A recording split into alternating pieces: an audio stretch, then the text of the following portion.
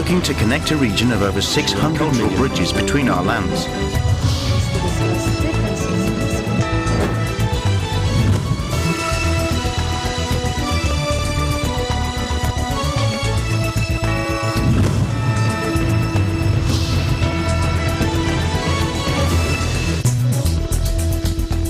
Hello and welcome to ASEAN in Focus. I'm Judy Mera delivering to you the latest news in and around the ASEAN region on today's headlines.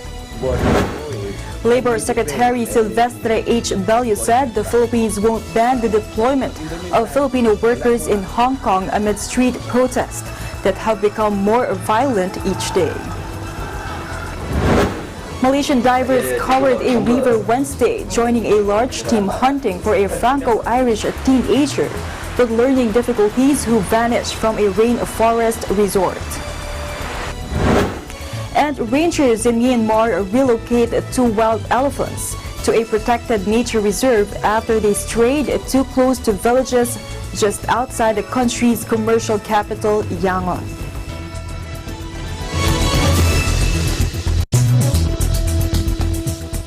Labor Secretary Silvestre Bello said the Philippines won't ban the deployment of Filipino workers in Hong Kong amid street protests that have become more violent each day.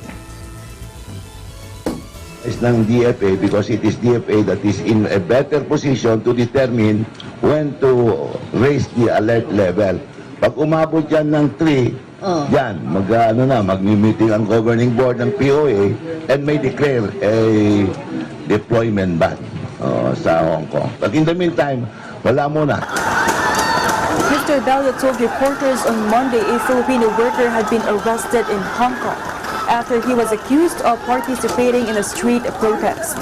Earlier, presidential spokesman Salvador Panelo admitted that the president was concerned about the ongoing unrest in Hong Kong, particularly its impact on the safety of Filipinos. Over the last 2 weeks, both police and protesters have resorted to increasingly confrontational tactics, plunging the city into a crisis, triggered by opposition to a planned extradition law. The demonstrations have since evolved into a wider movement for democratic reform and the protection of freedoms. Meanwhile, President Rodrigo Duterte plans to invoke a 2016 ruling by an international arbitration panel in The Hague that rebuffed Chinese claims over the parts of the South China Sea when he visits Beijing later this month. You know, we don't need the treaty, but you have my solemn promise that I will never allow any foreign troops. Hindi lang Amerikano, sabi ko. I will never allow them in my land. And there's an item there right now sa newspaper that they are going to place some ballistics mid-range. That can never happen. That will never happen because I will not allow it. It's all because it's also a violation of the Constitution.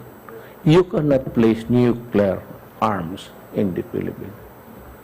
Hindi talaga pwede. Napapayag. At saka ayaw ko away ng China. I told them, di talaga ako papayag. No troops will be stationed in the Pag-asa Island or anywhere. Sabi ko, total ang away ninyo sa Amerika lamang. Paliparin mo lang yung missile mo. Sabi ko, yung to cross the Philippines, make sure that it does not fall short doon sa akin. Okay, magagalit ako sa inyo.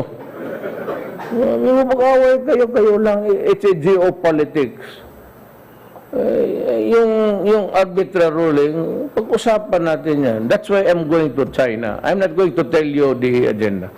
I'm going to China to talk. Did I not tell you before that before my term ends, we will be talking about China Sea?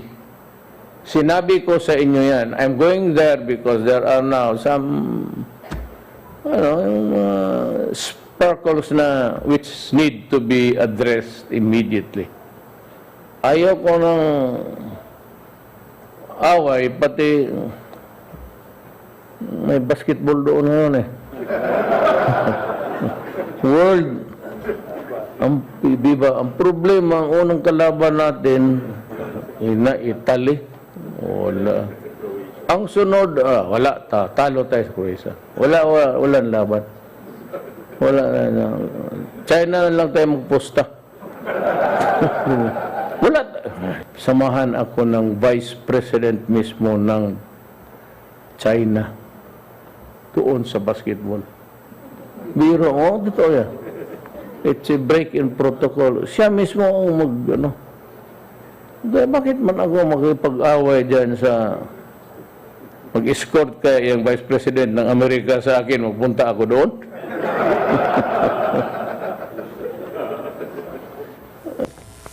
Critics have also warned that the president's handling of the West Philippine Sea rule can erode the Philippines' legal victory in The Hague, where a UN-backed arbitral court avoided Beijing's claim over almost the entire South China Sea and upheld the Philippines' maritime entitlements, including its 200 nautical mile exclusive economic zone, or EEZ. But President Duterte has repeatedly warned that an aggressive stance could lead to a bloody conflict with China, but has also vowed to discuss the arbitral ruling with the Chinese leaders within his term. Still in the Philippines, the Philippine National Police, or PNP, has ordered its anti-cybercrime group, or ACG, to conduct a probe on a Philippines-based website that is being linked to a mass shooting in the United States that left more than 20 people dead. PNP Chief General Oscar Albayalde told reporters when sought for a comment on Tuesday that he already got information on this and have asked the PNP's ACG to verify it already and monitor the website. The website 8chan, which allegedly posts racist posts and commentaries, is reportedly owned and maintained by an American who has been living in the Philippines for more than a decade now. It is being linked to the mass shooting in El Paso, Texas, as the site allegedly allows the posting of racist commentaries that may spur a person to carry out attacks. Albayalde said part of the verification is the come up with all the technical details on how the website is being run for proper action. For instance, the probe would start with the identification of the service providers in order for the police to write a formal letter to the owner and operator of the website. Albayalde said he also expects the ACG to come up with all the details regarding H-Chan's operation in the Philippines. In other news, Malaysian divers covered a river Wednesday, joining a large team hunting for a Franco-Irish teenager with learning difficulties who vanished from a rainforest resort. Nora Quirin went missing on Sunday morning after checking in with her family to the Dusun Resort, about an hour from the capital Kuala Lumpur. Family members said they found the window of her room open in the morning without any trace of her. The 15-year-old lives in London and is the daughter of a Franco-Irish couple. Her family suspect foul play, but the Malaysian government has stressed police do not believe she was abducted and are calling for an end to speculation about her disappearance. As the hunt entered the fourth day Wednesday, a small team of divers searched a river running through the forest near the resort, AFP journalist at the scene said. A helicopter, 2 drones, sniffer dogs, and 214 people from various government agencies had already been deployed in the hunt for the girl. Che Zakaria Othman, Deputy Police Chief of Negeri Sembilan State, where the resort is located, said around 20 witnesses, including family members, had been interviewed. Forensics experts were also able to take fingerprints from the window panel of the girl's bedroom, but did not say who they belonged to. He told reporters in the state capital, Saramban. Police have classified her disappearance as a missing person case, but her grandfather told AFP Tuesday that she had gone in extremely mysterious circumstances and was not in the habit of running off. Sehingga kini kita masih belum menjumpai sebarang kesan mangsa. Kita tak ada. Tapi kita janji akan terus berusaha atas apa juga maklumat kita akan berusaha tak kira at any time, what time, we will never stop. Although we treat this case as we classified this case as a missing person, but we are not ruling out any possibility. That's why the process of investigation, this investigation is very big, very wide. Meanwhile, the family of the Franco-Irish teenager say they remain hopeful. But we must remain hopeful. And we ask everyone to keep Nora in their thoughts and to continue to support the ongoing search for her. Nora is still missing and she is very vulnerable, and we need to do everything we can to bring her home.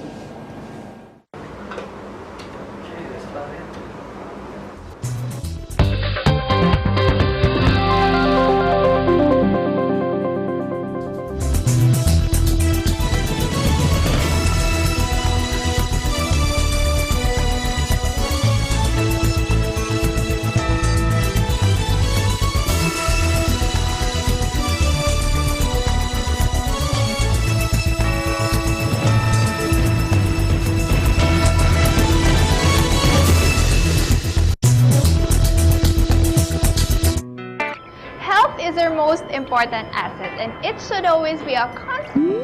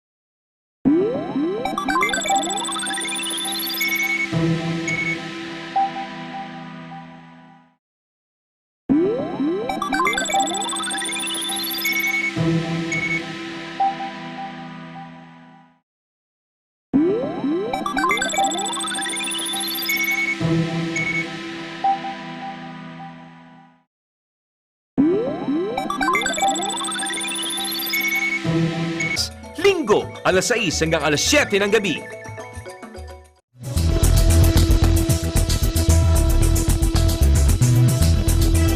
Welcome back. The Department of Health, or DOH, declared a national dengue epidemic yesterday following a full meeting with the National Disaster Risk Reduction and Management Council, or NDRRMC, at Camp Aguinaldo in Quezon City. 622 dengue deaths have been reported so far.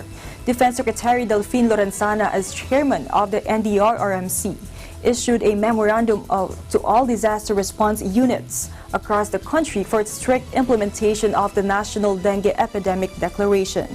Meanwhile, the Philippine National Police, or PNP, on Wednesday ordered its health service to assist the Department of Health, or DOH, amid the surge in the number of dengue cases in the country.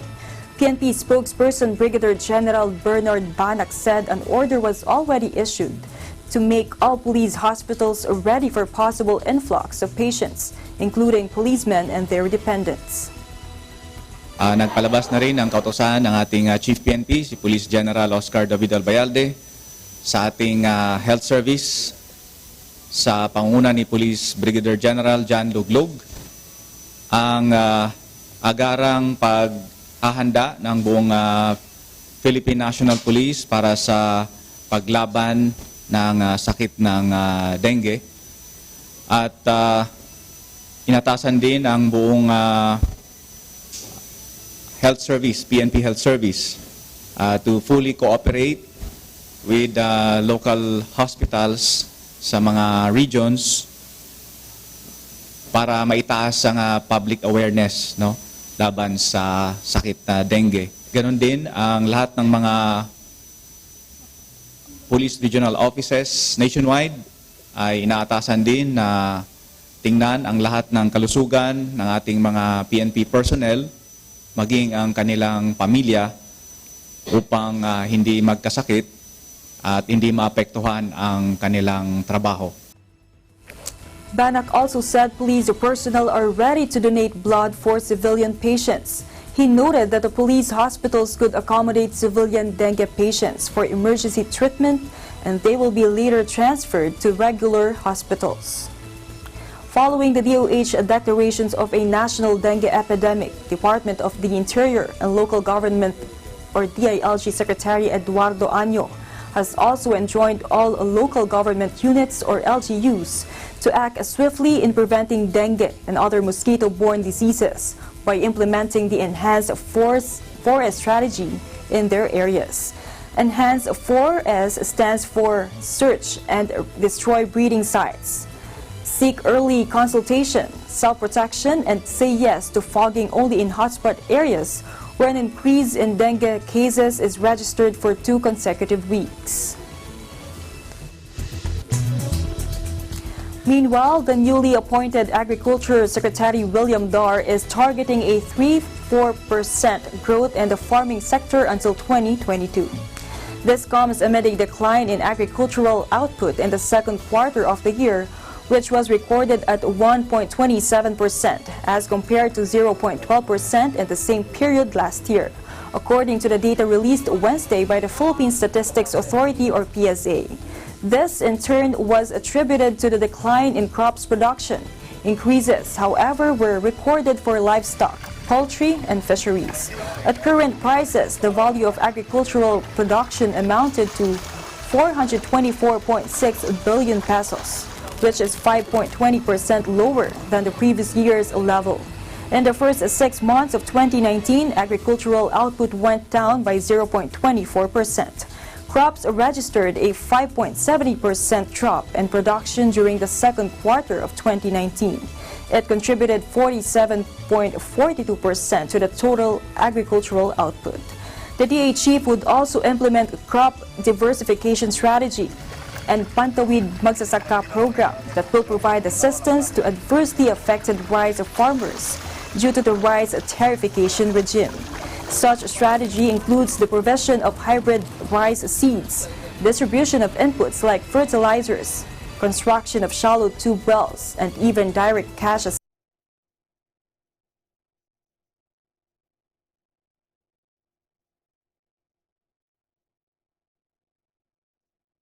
Innovation, digital disruption, globalization. Startups, micro, small, and medium enterprises, as well as large corporations, all face interesting challenges in the market today. Peek into the world of exciting opportunities and partnerships to drive growth with the latest business news and information. We are open for business.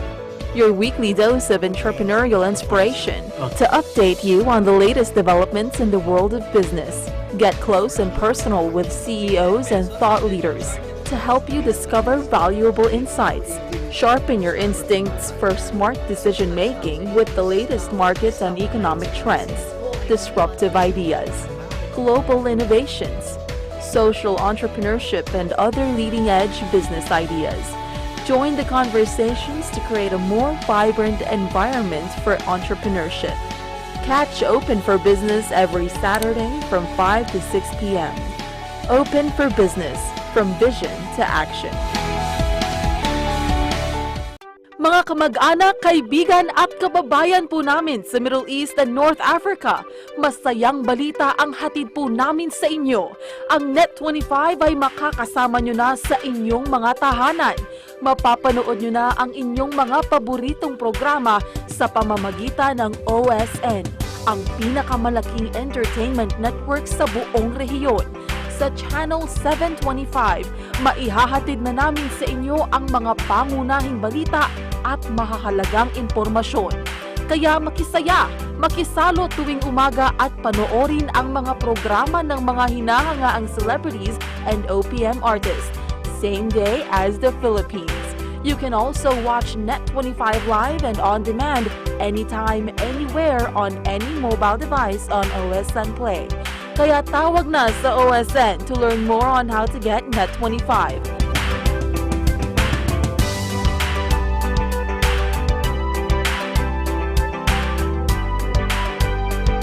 Sa Net 25 on OSN, siguradong at home ka dito.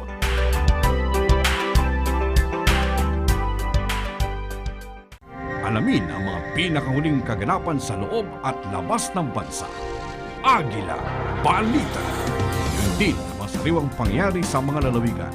Sa Agila Probinsya, ihimayin ang mga pangyayari sa Asia. Hatid ng ASEAN in Focus. Pati na ang mga kaganapan sa iba't ibang panig ng mundo sa Eagle News International.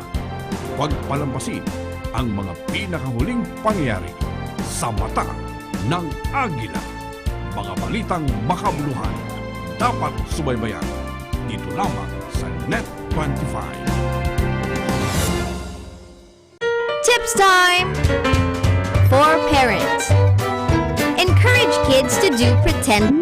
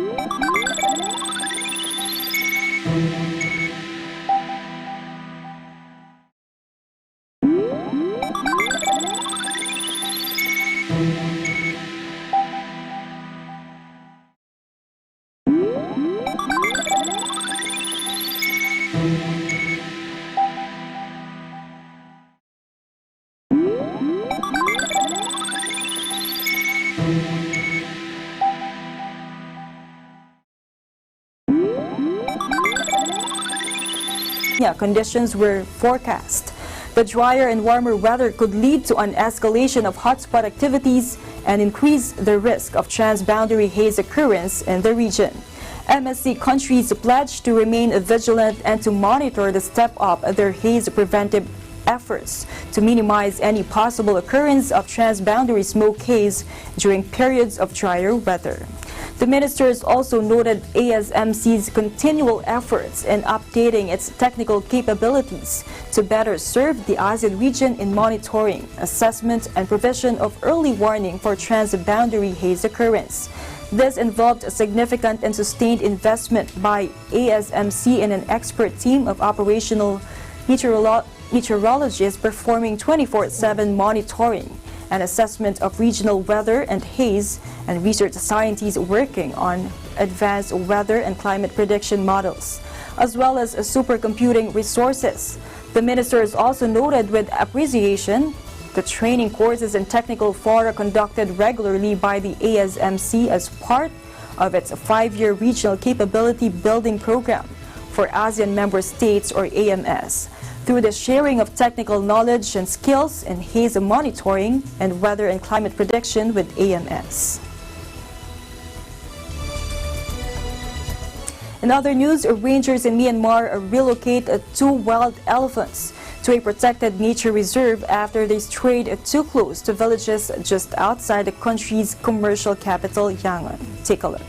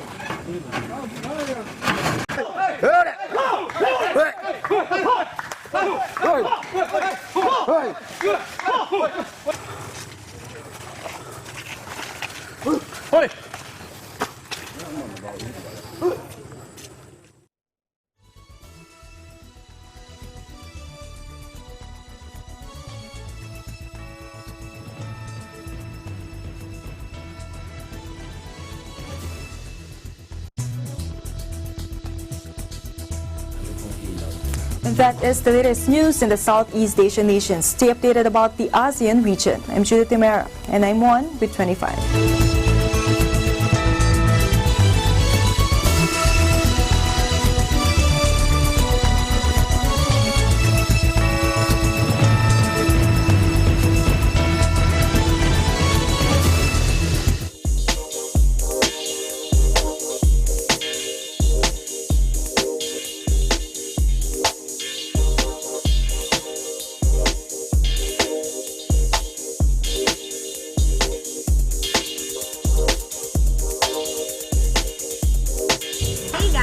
Behind me is what we call Bar ASEAN, one of the most famous landmarks here in Stavanger, Norway.